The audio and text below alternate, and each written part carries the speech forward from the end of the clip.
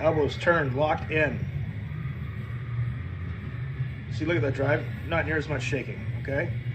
Hips, adductors, abductors, glutes, much better condition. A little bit of shaking, but not like the way it was before, okay?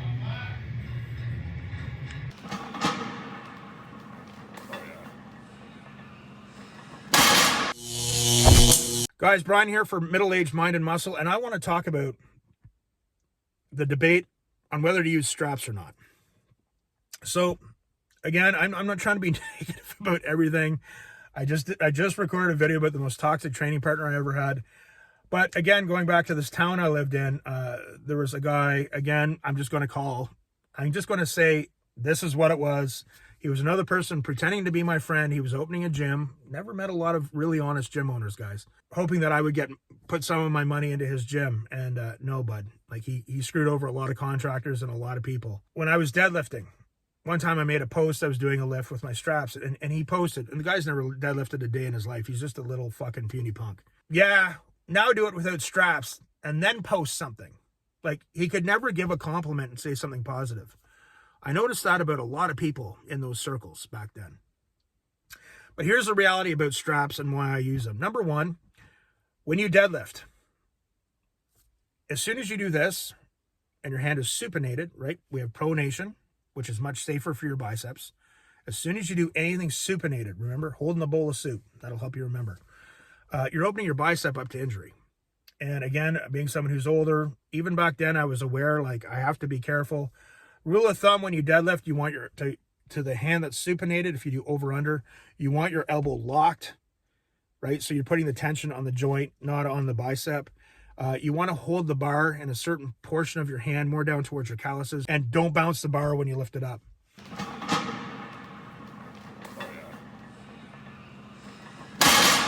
I was recording a friend deadlifting. I'm not going to put, I think I have the footage somewhere, but I'm not going to put it in this video. He was at a competition. I had the camera right there by his bicep, and when he pulled it up, he bent his elbow, and bing, the bicep went. It's a nasty injury. I'm already disfigured enough. So this is my theory, because there's a lot of people out there that just don't get it, and they don't understand, like the little puny punk I was telling you about. When you deadlift, if I'm training, why would I risk tearing my bicep? Even towards the end, unfortunately, I had my fourth pec tear, but when I started training at the end, I started working my hook grip.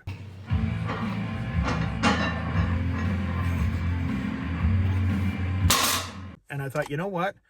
I would rather deadlift a little less than tear my bicep. Okay, actually, that little fucking punk, he tore his bicep. So, of all people, he should understand, not tearing your bicep. So, for me now with straps, also, too, in my job, I got to teach guitar all afternoon and evening. When I get to a certain weight, I use my straps to help me work the muscle. I don't give a fuck anymore about impressing people with my grip strength or anything like that. It works for me. I can work the muscle more. The lats are a very powerful, strong muscle. So I don't give a shit. But my attitude towards straps are, if you're going to do a competition, you have to make a decision. Are you going to lift over, under? If you do, be prepared. Keep everything in mind. Eventually, you probably are going to risk a bicep tear. Tear your bicep, it's going to put you out for a while. Okay, it's not a nice injury. And it just, if you don't get it repaired really quickly, you're going to be disfigured for life. When I did some personal training, I had a client, he had a really good set of arms, really good set of guns. And he tore his bicep with his work. He worked for the railroad. He was lifting something semi-supinated. It was like a trailer hitch or something. I don't know. And his bicep went. But he was lucky enough to get in really quickly and get it repaired. So it actually, they were able to fix it and it didn't look too bad. But so those are things that you have to remember. One time, someone who's a friend of mine now, but at the time he was working out at the gym I was working out at, and he was doing reverse grip, bent over rows, fairly heavy. Remember, that's one of the exercises that put Dorian Yates finished his career, because he tore his bicep doing that. I pulled him aside. I said, dude, normally it's not my business. It's not my place. But he was a good guy. He became a good friend. And I said, shout out to my friend Brad.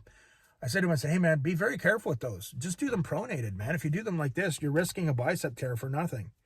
Thanks, man. I appreciate it. He's very kind. I normally don't like doing that to people, because no one likes someone who walks around the gym giving advice when it's not asked for. So for me now, I couldn't give a fuck.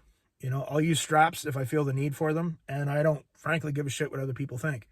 When you're competing and powerlifting, you at some point you're going to have to make some decisions. For me, towards the end, I switched over to hook grip.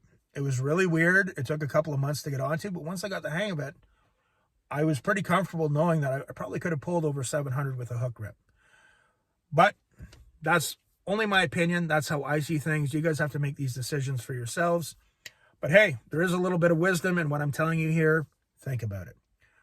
Remember, guys, this is my therapy.